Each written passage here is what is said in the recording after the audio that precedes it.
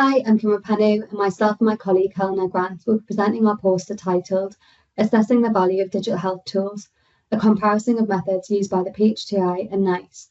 The topic of our poster focuses on the similarities and differences between the NICE's Medical Technology Evaluation Programme, also known as the MTEP, and the newly established Peterson Health Technology Institute, also known as the PHTI. Both programmes being created are to evaluate digital health technologies. However, whilst the MTEP is well established, the PHTI has only been recently introduced in 2024.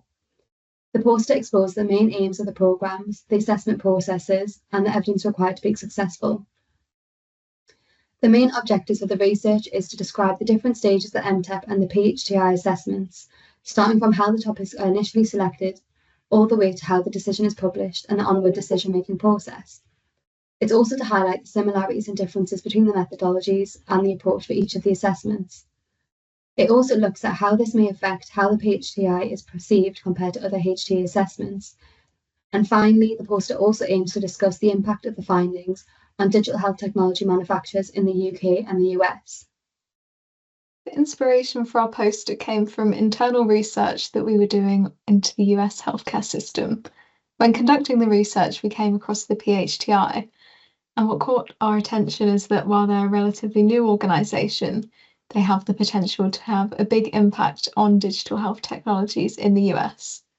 There's so much innovation happening in the digital health technology space in the US, but there's no standardised pathway to getting innovations to patients like we have here in the UK. I noticed similarities in the PHTI's assessment process compared to the process used by NICE, so we thought it could be an interesting piece of research to compare and contrast the two bodies. In our poster, we used an established framework by Drummond et al. For evaluating and comparing HTA processes, and we used a structured approach to gather information. Regarding our key findings, we concluded that first, NICE and PHTI's assessment reports are really valuable sources of information for manufacturers. They offer key insights into how their technologies and the evidence backing them might be perceived by key payers. Reports from both NICE and the PHTI also set out the evidence standards and requirements for different types of technology, which is also critical for manufacturers to understand how to shape their evidence generation strategies. Some key differences between the two bodies are that NICE's process is to promote uptake of technologies, whereas the purpose of the PHTI is to produce evidence-based reports that guide stakeholder decision-making. Another key difference is the type of economic analysis that they prioritise. NICE favour cost-effectiveness analyses, whereas the PHTI focus on budget impact analysis. The processes also differ in their duration, the number of stages required, and opportunities for manufacturers to input into the process. Finally, both bodies provide a final recommendation, which, although is non-binding, it is still incredibly informative for payer decision-making. As Helena mentioned, for our methods, we drew inspiration from Drummond et al.'s paper, which proposed 4 key dimensions for comparing HTA agencies. This includes the structure of the HTA assessments, the methods, the processes, and the use of the HTA in decision-making. However, since we were working with the poster format rather than a full research paper, we chose to condense the number of questions into a more focused set and presented the results in tables and figures. This allowed us to effectively communicate the findings within the constraints of a poster. When looking at Figure 1, this explains the assessment processes for both the MTEP and the PHTI.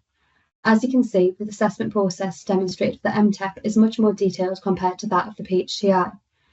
The reason of this is that the MTEP is much more established since it was introduced by NICE in 2009. The PHTI has only been introduced this year, in 2024, so there's much less detail publicly available regarding the different steps involved in the process. Table 1 includes the majority of the research findings within the poster. It explains the aims of both the HTA assessments, for example, how the topics are selected via horizon scanning. It also highlights the types of technologies assessed. For example, the MTEP is much more broad to medical devices, whilst the PHTI is specific to digital health technologies. The table looks at what evidence is required. It also explains the outcomes of the HTAs.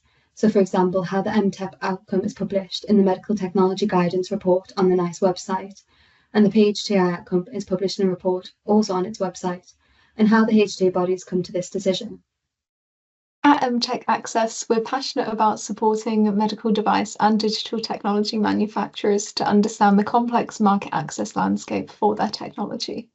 Through this research, we've gained really valuable insights into an emerging key stakeholder in the US digital health landscape.